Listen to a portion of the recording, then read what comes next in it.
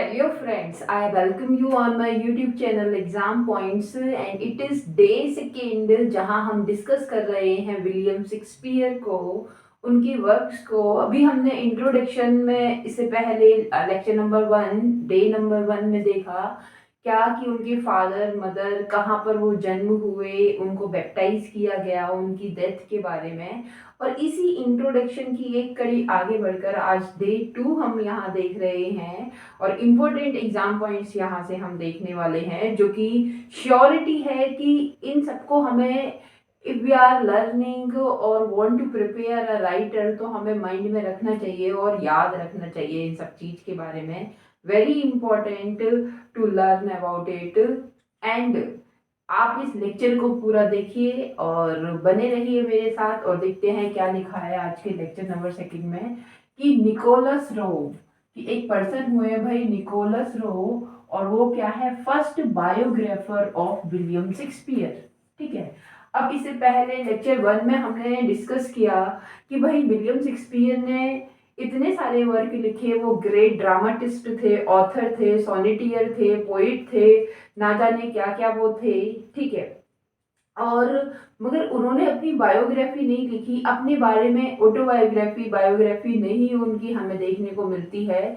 तो उस दौरान हमने डिस्कस किया इस बात को कि भाई जब हम इतिहास उठा के देखते हैं इसका बायोग्राफी और ऑटोबायोग्राफी लिखने का, तो 17th सेंचुरी में लिखना ये स्टार्ट होता है। सबसे पहले ऑटोबायोग्राफी में वर्क कन्फेशंस आता है जो 14th सेंचुरी, वो जो 4th सेंचुरी का होता है और सेंट अगस्टिन ने लिखा होता है, जबकि कन्फेशन ही सेम नाम से वर्क आता है जो कि 17th सेंचुरी का होता है और रूसो ने लिखा है। तो हमने डिस्कस ये किया कि भाई इन्होंने नहीं लिखे, क्यों? क्योंकि उस दौरान कोई लिखता भी ऑटोबायोग्राफी या बायोग्राफी नहीं था। ठीक है, कोई लिखता भी नहीं था, ड्रामास पे ज़्यादा फोकस किया गया उस दौरान जब शेक्सपियर थे। तो यही कारण है कि हमें इनकी बायोग्राफी या ऑटोबायोग्राफी देखने को नहीं मिलती। इन्होंने अपने बारे में भी लिखकर नहीं छोड़ा, जबकि हम जब इनके बारे में पढ़ते हैं तो कहीं ना कहीं से हम बहुत सारे जो क्लूज हैं, आंकड़े हैं, उन्हें हम कलेक्ट करते हैं। और सबसे पहले ये काम करना, ये कलेक्ट करने का जो काम है वो निकोलस रो ने किया। इनके फर्स्ट बायोग्राफर ये बन गए।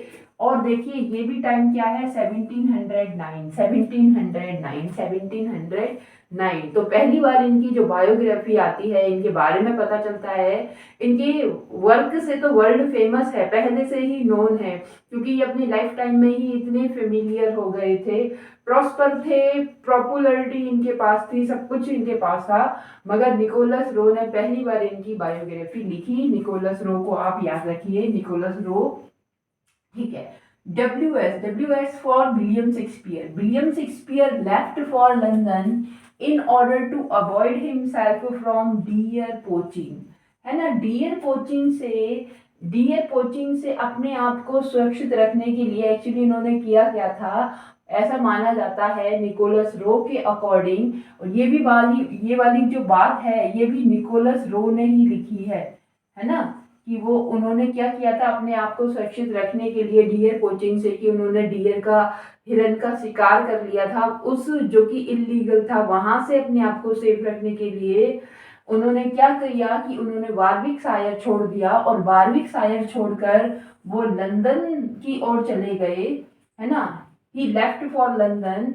है ना, क्यों? क्योंकि वो क्या कहते हैं, ये उन्होंने डियर पोचिंग किया था। और कहाँ से डियर पोचिंग किया? तो सर थॉमस ब्लूसीज का जो प्लेग्राउंड है, जो कि गार्डन है, वहां से उन्होंने क्या है, डियर पोचिंग किया है, और इसीलिए ही लेफ्ट फॉर लंदन। नेक्स्ट कि एक और बात हमें यहाँ देखने को मिलती है, ये बात तो हुई निकोलस रो की, जिसके बारे में ऑटोबायोग्राफी इन्होंने लिखी और पहली बार ही हमें ये फैक्ट देखने को लिए मिलता है। मगर जब ये विलियम शेक्सपियर के दौरान इनके ही कंटेम्पररी हैं कौन, रॉबर्ट ग्रीन। इनके ही कंटेम्पररी हैं कौन, रॉबर्ट ग्रीन। ठीक है, तो रॉबर्ट ग्रीन की अगर हम बात करें, तो क्या है कि उन्होंने इनको क्रिटिसाइज किया है, बहुत बुरी तरह से क्रिटिसाइज किया है।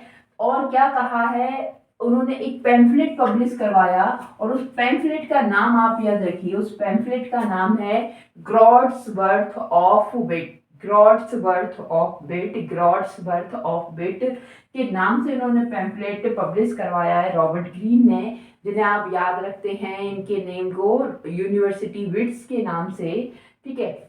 और उसमें इन्होंने क्या कहा है, उन्होंने कहा है कि an upstart crow beautified with our feather, कि अभी तो ये क्या है, एक अपस्टार्ट क्रो है, अपस्टार्ट क्रो है जो कि ब्यूटिफाइड है, अपने आप को उसने सजाया हुआ है हमारे फीदर्स के। ये जो अभी नया नया उड़ने वाला जो ये क्रो है, उसने अब हम मतलब सजाया है, ब्यूटिफाइड किया है अपने पंखों को, ठीक है, और हमारे फीदर से किया है पर। और उसने एक और, रॉबर्ट ग्रीन ने ही एक और बात कही कि tigers heart wrapped in players hide, कि जो ये टाइगर्स हार्ट है वो रैप्ड है, कवर्ड है किसमें, प्लेयर्स हाइड में, किसमें, प्लेयर्स हाइड में।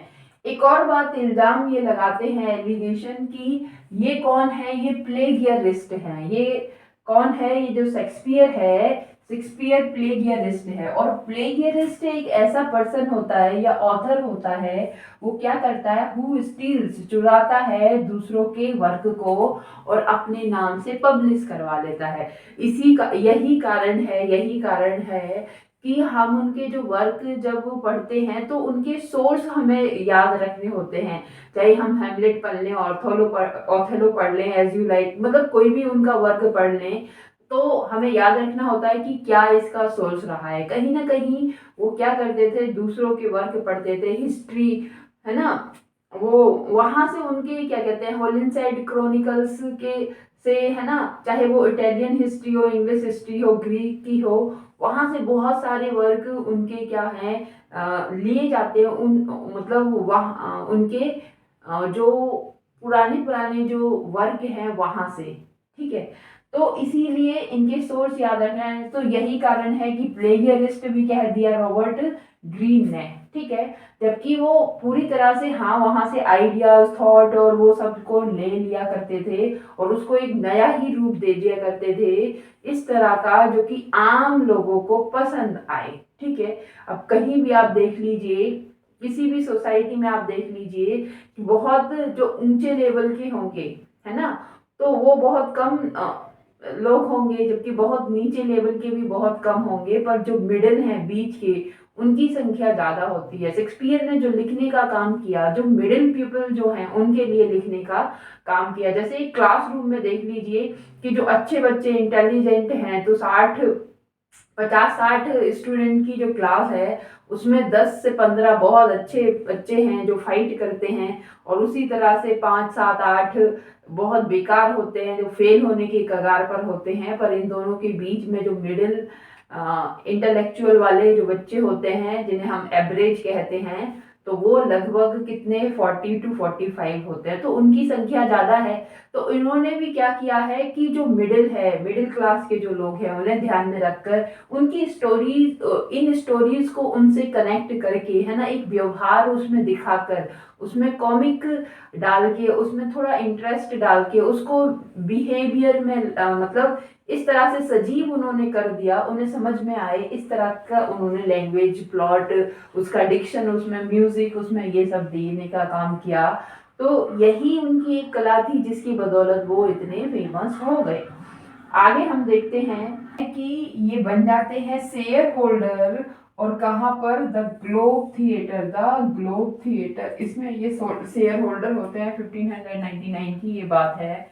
और ब्लैक फेयरीज ये थिएटर है, इसके भी ये बाद में शेयर होल्डर बनते हैं। ये जो ग्लोब थिएटर है, इससे पहले नेक्स्ट डे 1 में हमने डिस्कस किया कि लॉर्ड चैम्बरलेन्स कंपनी, जहां पर ये एज एन एक्टर वर्क करते हैं, है ना। और ये जो ग्लोब थिएटर है, जो लॉर्ड चैम्बरलेन्स कंपनी है, वही इसको ओपन करते हैं, ठीक है। 1587 वेंट टू लंदन और ज्वाइन, ये बारवेज कंपनी जो है ऑफ प्लेयर्स, इसको वो ज्वाइन कर लेते हैं। इन 1597 ही परचेज्ड न्यू पैलेस इन स्ट्रेटफोर्ड। अब देखिए 1597, ये 1597 है, वापस ये कहाँ आ जाते हैं, स्ट्रेटफोर्ड आ जाते हैं जहां पर उनका जन्म हुआ है।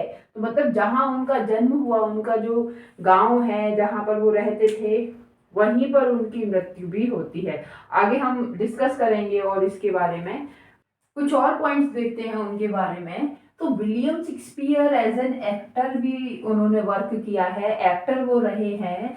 और वो उनका प्ले है as you like it, as you like it, as you like it में उन्होंने रोल प्ले किया है एडम का, एज यू लाइक इट में उन्होंने रोल प्ले किया है एडम का।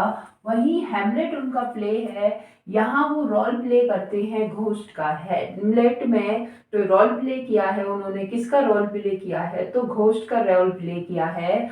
और उनकी डेथ कब होती है, ही डाइड 28 नहीं 23rd, है ना, 28 नहीं 23 अप्रैल 1616। और कहाँ पर, जो उनका गांव है जहाँ पर वो पैदा हुए थे, स्ट्रेटफोर्ड में, वार्विकशायर में, काउंटी के पास वो उनकी डेथ हो जाती है। और उसी होली होली ट्रिनिटी चर्च में उनको बरीड किया जाता है, जहां पर उनको बैप्टाइज किया गया था, है ना। जहां बैप्टाइज हुए वहीं पर वो उसी चर्च में बरीड भी हो जाते हैं।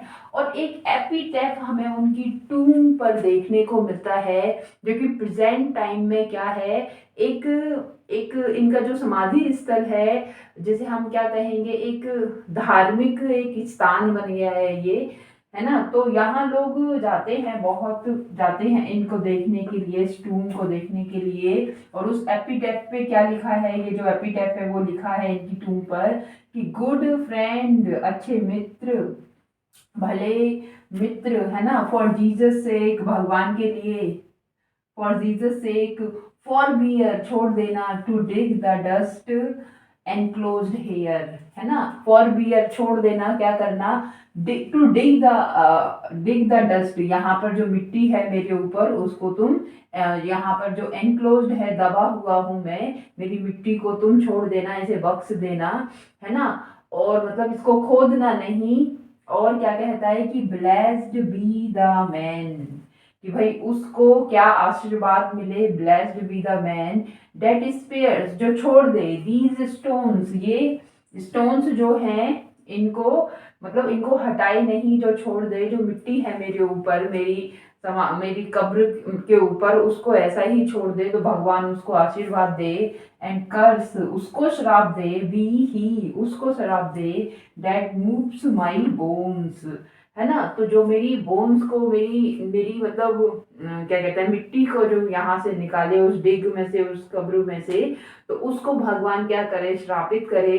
और जो छोड़ दे तो उसको आशीर्वाद दे। और वो कहता है कि भाई जीसस सेक के लिए, अच्छे मित्र, यहाँ पर जो मैं दफनाया गया हूँ, तो मुझे बख्श देना। तो ये उनकी एपिटैफ है, उनकी टूम पर लिखा हुआ है। इसके साथ हमारा इंट्रोडक्शन होता है कंप्लीट।